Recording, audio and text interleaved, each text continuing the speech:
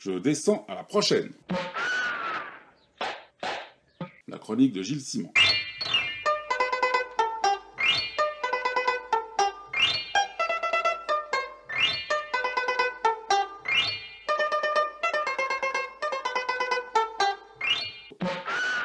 J'ai consacré mes 2 dernières chroniques au phénomène des reprises en bande dessinée et aux différentes formes qu'elles peuvent prendre. J'ai parlé notamment du cas particulier des spin-offs à travers l'exemple de Choc de Coleman et Maltet, mais aussi des reprises de séries réinterprétées par des auteurs contemporains à forte personnalité à travers l'exemple du Chlorophylle de Cornette et du regretté Haussmann qui vient de nous quitter.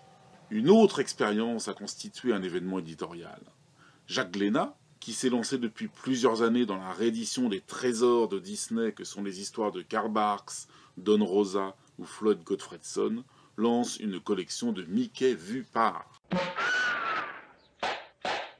Le principe de cette collection, selon Jacques Glénat, est de permettre à de grands auteurs de BD européens de revisiter l'univers de Mickey, à la manière de la collection Le Spirou 2 chez Dupuis ou Hommage à Maurice Parr chez Dargaud. Sauf que contrairement à Spirou et Lucky Luke, qui sont visités chez eux, Mickey n'appartient pas à Glénat, mais à l'empire Disney, réputé très jaloux de ses licences. C'est précisément parce que Glénat réédite de grands classiques Disney depuis des années, et le fait fort bien, que lorsqu'il a proposé que de grands auteurs de BD franco-belges reprennent à leur tour ce héros universel qu'est Mickey, ses interlocuteurs américains l'ont bien accueilli. Mais l'idée de Jacques Glénat était bien de faire regarder le personnage mythique de la petite souris en short rouge à travers les lunettes d'auteurs européens contemporains qui revisiteront le mythe avec toute la nostalgie et la tendresse d'anciens lecteurs, mais en y appliquant leur façon de raconter des histoires, leurs obsessions, leur regard postmoderne. Les 2 premiers volumes qui viennent de paraître donnent le ton et établissent un standard de qualité. Le ton a dû surprendre les gens de chez Disney, la qualité les a rassurés. Ces 2 albums, superbement édités avec leur dos toilé et chacun son format propre, lancent la collection sous le signe de l'ambition et de l'audace. Une mystérieuse mélodie, par Cosset, est sous-titrée « Ou comment Mickey rencontra Minnie ». Et en effet, avec toute la tendresse et la délicatesse qui caractérisent l'auteur de Jonathan et à la recherche de Peter Pan, ce récit d'une rencontre dont la mythologie n'a jamais été écrite surprendra par la sensualité qui perce sous le rocambolesque des situations. Et l'osmose entre le style Disney et le trait de Cosset, entre le respect du design original des personnages et les décors et la gamme chromatique caractéristique du dessinateur suisse, a un charme désuet qui exerce sur le lecteur une séduction à laquelle il est difficile d'échapper. Cosset a choisi de ne pas s'approprier Mickey, ne pas le soumettre à son style, pour que Mickey reste lui-même, et reste celui qu'il avait aimé quand il était enfant. Quant à l'histoire imaginée par Cosset, elle est ingénieuse. Nous sommes en 1927, Mickey est scénariste de cinéma. Dans un train pendant son sommeil, il se fait dérober son nouveau projet. Il soupçonne sa mystérieuse voisine de banquette. Seul indice pour la retrouver, une mélodie entendue pendant le voyage.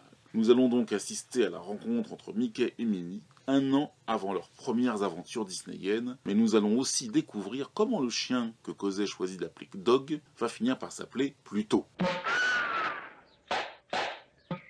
Dans Mickey's Craziest Adventures, le trio formé par Lewis Trondheim au scénario, Nicolas Keramidas au dessin et Brigitte Findakli à la couleur tente une démarche originale en prétendant avoir découvert dans un vide-grenier une 40aine de numéros d'un comics Disney des années 60, complètement oublié aujourd'hui, intitulé Mickey's Quest. Une collection malheureusement incomplète dans laquelle se trouvent des planches d'une folle course-poursuite de Mickey et Donald à la recherche du trésor volé à Picsou. À la demande de Keramidas, Lewis Trondheim a imaginé des péripéties qui mettent en scène tous les personnages de l'univers de Disney. Donald, Picsou, Minnie, Daisy, Dingo, J'y retrouve tout, Gontran, les Rapetous, Patibulaire, Riri, Fifi et Loulou, le chien Pluto, et traverse tous les décors typiques des aventures disneyennes. Le coffre-fort géant de Picsou, la jungle, un temple précolombien, un monde souterrain peuplé de dinosaures, les fonds marins et la cité d'Atlantis, un galion naufragé, la surface de la Lune.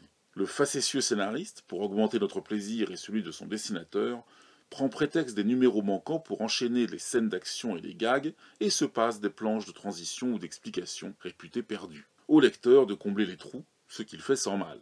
Il en résulte une espèce de synthèse naïve qui ressemble plus aux aventures de Mickey que s'inventeraient des gamins potages dans la cour de récréation qu'au scénario classique, même si la Bible Disney est respectée. De la même manière, le trait de Kéramidas est une nouvelle variation sur la physionomie des personnages, qui n'hésite pas à déformer les visages dans des expressions caricaturales. Il se situe curieusement à mi-chemin entre les archétypes créés par Karl Marx et les personnages animaliers de Lewis Trondheim dessinateur, soulignant ainsi la filiation évidente entre Géo Trouve-Tout et le Lewis des bandes autobiographiques de Trondheim. La très grande réussite de ces 2 premiers volumes est de bon augure pour la suite de la collection. Jacques Glénat confie que de très nombreux auteurs lui ont manifesté leur désir de témoigner leur amour pour l'univers Disney. Dans les 2 prochains volumes, qui sortiront en octobre prochain, Causet laissera la place à Régis Loisel, l'auteur de La Quête de l'Oiseau du Temps, Peter Pan et Magasin Général, et Kéramidas cédera la sienne à Thébault, le créateur de Capitaine Biceps. Glénat célèbre ainsi le mariage entre l'univers formaté de Disney et les 2 grandes tendances de la bande dessinée européenne, la réaliste et la déjantée, pour faire simple. C'est jubilatoire.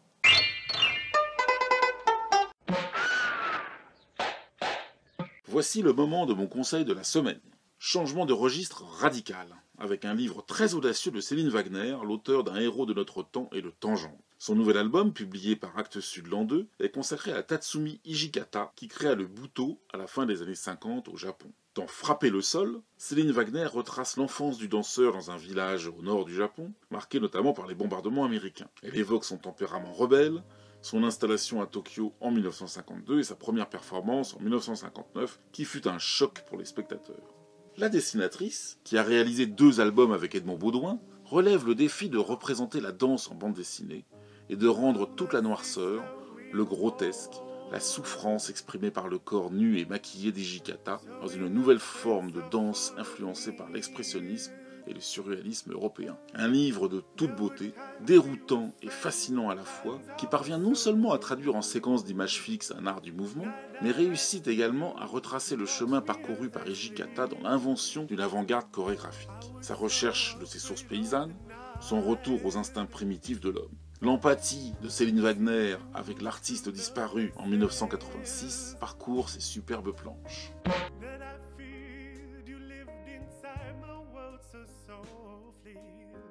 Protected only by the kindness of your nature. You are my sister, and I love you. May all of your dreams come true.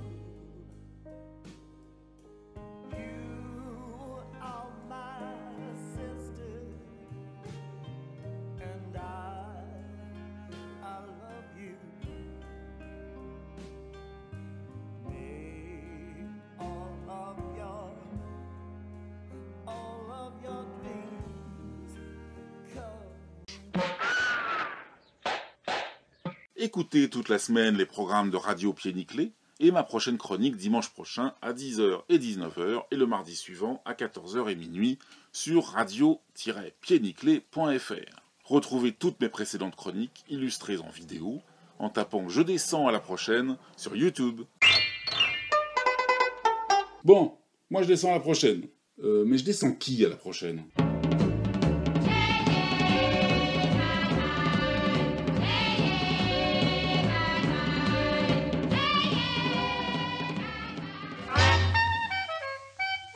Si nous connaît les